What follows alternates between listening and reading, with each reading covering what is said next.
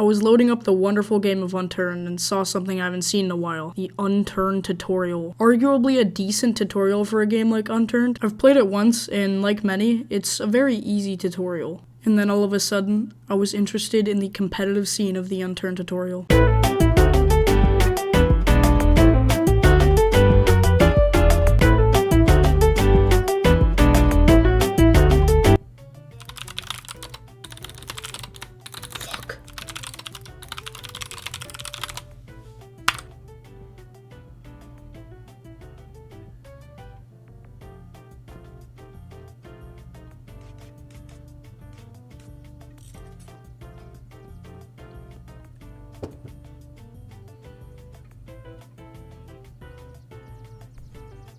Oh hell no.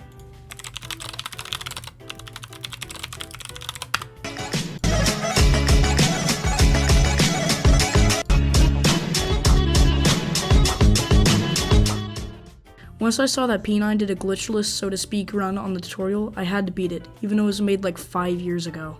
I started to do some research on how I was going to complete this, and of course, I wasn't about to use the exact same method that P9 used, but I did end up using one that's pretty similar.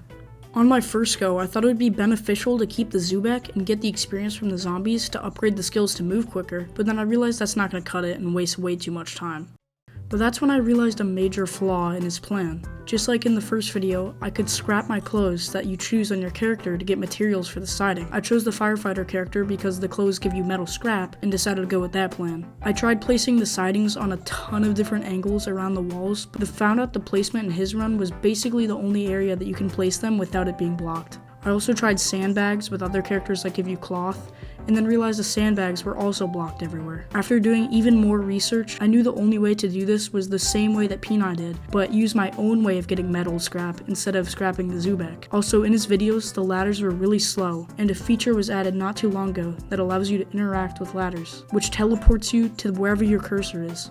So I made sure to use that towards my advantage. With that said, the run would have to go perfectly, as I'm doing the exact same thing that P9 did, just on a newer version of the game. So with that said, here we go.